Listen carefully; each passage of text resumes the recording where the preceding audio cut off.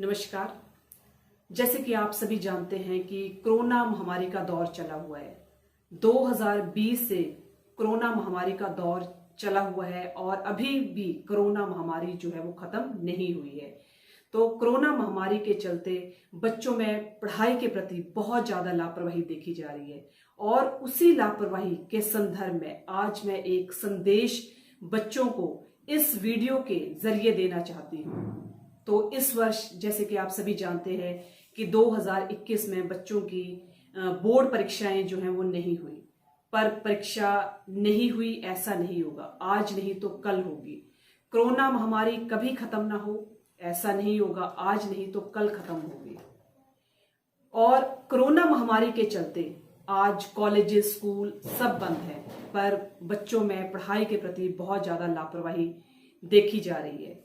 और परिश्रम करते रहना ही गुणवत्ता का सार है, क्योंकि अगर विद्यार्थी परिश्रमी होगा तो वो अपने लक्ष्य को हासिल कर सकता है, अपने किसी भी मुकाम को छू सकता है। क्योंकि परिश्रम करते रहेंगे तो पछतावा नहीं होगा। अगर परिश्रम करना छोड़ देंगे तो कल को हमारे हाथ पछतावे के अलावा और कुछ नहीं लगेगा।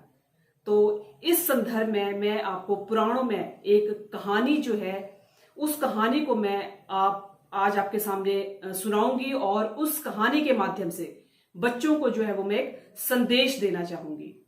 तो भगवान इंद्र जो थे वो एक बार किसानों से बहुत नाराज हुए और उन्होंने 12 वर्षों तक बारिश ना होने का संकल्प लिया और 12 वर्षों तक किसानों को फसलें ना बोने का भी संदेश दिया।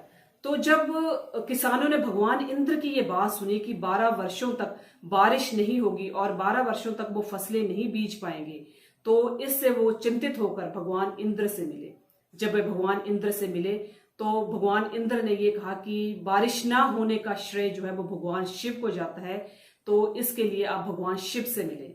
जब किसान भगवान शिव से मिले तो भगवान शिव ने भी 12 वर्षों तक बारिश ना होने का ही संदेश उन किसानों को दिया, क्योंकि भगवान इंद्र जो थे वो गुप्त रूप से पहले ही भगवान शिव से मिल चुके थे और उन्हें 12 वर्षों तक बारिश ना होने के लिए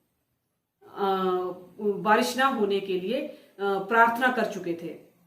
जब किसान भगवान शिव से मिले तो भगवान शिव ने भी यही कहा कि 12 वर्षों तक बारिश नहीं होगी और बारिश तभी होगी जब मैं 12 वर्षों के बाद डमरू बजाऊंगा।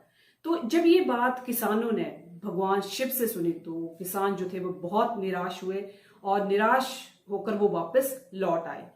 और जब वापस लौट आए तो उन्होंने 12 वर्षों तक बारिश होने का इंतजार किया और 12 वर्षों के बाद ही फसलों को बोने का निश्चय किया। पर उनमें से एक किसान ऐसा था जो लगातार परिश्रम करता रहा, लगातार अपने खेतों में काम करता रहा, लगातार दिन रात वो उसी तरह मेहनत करता रहा जैसे कि वो पहले मेहनत करता रहा। वो उस चीज के ऊपर नहीं गया कि भगवान शिव ने ये कहा है कि 12 वर्षों के बाद ही बारिश होगी जब वे डमरू बजाएंगे, पर वो अपने कर्म के ऊपर अपने कार्य को जो है वो तत्परता देते रहे और वो कार्य करता रहा। तो और साथ साथ खेतों में काम करने के साथ साथ उसने फसलों को भी बीजा। पर उसमें से कुछ किसान ऐसे भी थे जो उस किसान का मजाक उड़ाने लगे। मजाक क्यों उड़ाने लगे? क्योंकि उन्होंने ये कहा कि तुम अच्छी तरह से जानते हो कि भगवान शिव ने 12 वर्षों तक बारिश ना होने का संदेश दिया है और तब तक आप फसलों को नहीं उगा सकते हैं। तब किसान ने कहा कि मैं जानता हूं कि भगवान शिव ने ऐसा कहा है कि 12 वर्षों तक बारिश नहीं होगी, पर मेरा जो फसलों को बीजने का जो उद्देश्य है वो ये है कि मैं ये चाहता हूं कि मैं अपना कर्म जो है उसको करता रहूं, मैं परिश्रम करता रहूं। ऐसा ना हो कि 12 वर्षों के बाद मैं फसलों को बोना भी भूल जाऊं या परिश्रम करना भी भूल जाऊं, क्योंकि 12 वर्षों के बाद अगर मैं परिश्रम नहीं करता हूं तो मेरा शरीर जो है वो आलसी हो जाएगा, आलस का भोगी हो जाएगा, तब मैं खेतों में काम नहीं कर पाऊंगा। मैं सिर्फ अपनी दिनचर्या को उसी तरह से रखना चाहता हूं जैसी कि मेरी दिनचर्या पहले थी।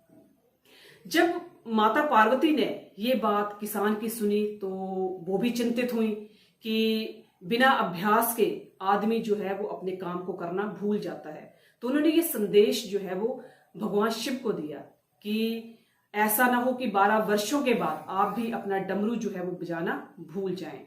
जब भगवान शिव ने माता पार्वती की ये बात सुनी तो वो भी अंदर से चिंतित हुए कि ऐसा हो सकता है कि अगर मैं परिश्रम ना करूं, अगर मैं इसका लगातार अभ्यास ना करूं डमरू बजाने का, तो हो सकता है कि मैं 12 वर्षों के बाद डमरू बजाना भूल जाऊं।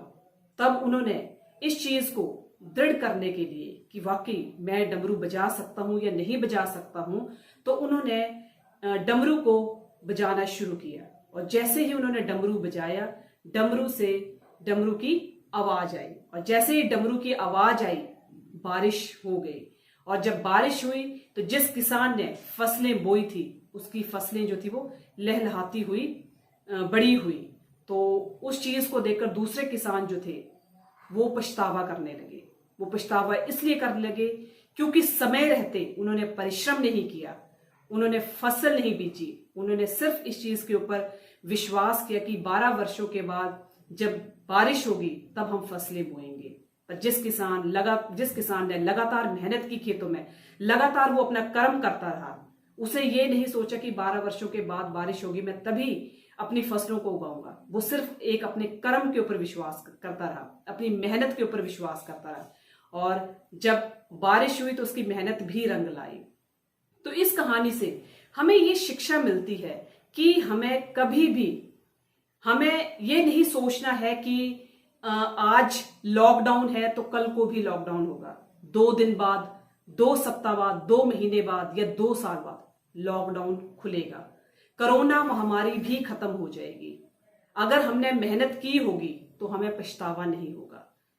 अर्थात हम जिस कक्षा में हैं या जिस कक्षा में हम होने वाले हैं, हम उस कक्षा की दिन रात निरंतर मेहनत कर कर पढ़ाई करें। हम ये ना सोचें कि कोरोना महामारी का दौर चला हुआ है तो पढ़ाई नहीं हो रही है, क्योंकि हमें साथ में अपने लक्ष्य को भी नहीं भूलना है। क्योंकि हमारा लक्ष्य जो है वो अचूक होना चाहिए। दौर चाहे जैसे मर्जी आते रहे, पर विद्यार्थी को हमेशा अपने लक्ष्य के प्रति सचेत होना चाहिए। और वो सचेत तभी होगा जब वो लगातार परिश्रम करता रहेगा, क्योंकि परिश्रम ही गुणवत्ता का सार है। जब विद्यार्थी परिश्रम करेंगे, मेहनत करेंगे, तो वो बड़े से बड़े लक्ष्य को भी हासिल कर जाएंगे। और अगर वो मेहनत नहीं करते हैं तो कल को उनके हाथ पछतावे के अलावा और कुछ नहीं होगा। क्योंकि कोरोना महामारी आज नहीं तो कल खत्म होगी। और जब खत्म होगी तो अगर हमने मेहनत की होगी, परिश्रम किया होगा, तो हम बड़े से बड़े मुकाम को भी हासिल कर जाएंगे, बड़े से बड़े लक्ष्य को भी हासिल कर जाएंगे। और हम किसी भी परीक्षा को देने के लिए सफल हो जाएंगे। पर अगर हम मेहनत नहीं करेंगे, हम अपनी पढ़ाई के प्रति लापरवाही करेंगे, तो वही होगा जिस तरह से एक किसान को जो मेहनत का फल मिला और दूसरे किसान जो थे उनके हाथ सिर्फ पछतावे के अलावा और कुछ नहीं आया। तो हमें पछतावे का इंतजार नहीं करना है, हमें अपने आप को मेहनती बनाना है, क्योंकि बच्चे ही कल को राष्ट्र के निर्माता हैं। क्योंकि समय हमेशा एक जैसा नहीं रहता है। कोरोना महामारी धीरे धीरे खत्म हो जाएगी, लॉकडाउन भी धीरे धीरे खत्म हो जाएगा, पर जो आपका एक मेहनत करने का लक्ष्य है या अपने लक्ष्य तक पहुंचने का जो आपका एक सफर है, वो तभी पूरा हो सकता है जब आप दिन रात मेहनत करेंगे। तो मेरी आप सभी विद्यार्थियों से, भारत के जितने भी विद्यार्थी हैं, भारत के साथ साथ विश्व के जितने भी विद्यार्थी हैं, सभी के लिए मेरा ये संदेश है कि अपनी लापरवाही को छोड़कर अपनी मेहनत के ऊपर जो है वो विश्वास रखें और दिन रात मेहनत करेंगे तो आप कहीं ना कहीं अपने लक्ष्य को भी हासिल करेंगे। चाहे जितनी मर्जी मुश्किल परीक्षा आपके सामने आ जाए, आप उस बड़ी से बड़ी मुश्किल का भी डट कर आप सामना कर पाएंगे। और वो तभी कर पाएंगे जब आपका एक अंदर से एक आपकी लगन जो होगी या आपका जो एक पढ़ाई के प्रति एक जो रुचि होगी वो होगी, तभी आप बड़े से बड़े मुकाम को भी हासिल कर पाएंगे। क्योंकि जैसे भगवान शिव का डमरू कभी भी बज गया, वैसे ही सेम या उसी तरह से सेम परिस्थिति आप सभी बच्चों के लिए भी है कि कोरोना महामारी का काल जो है या कोरोना महामारी का काल जो है वो कभी भी खत्म हो सकता है। आप दोबारा से उसी तरह आप एक उसी ट्रैक पर आएंगे जिस ट्रैक पर आप कोरोना महामारी से पहले थे। जय भारत, जय हिंद।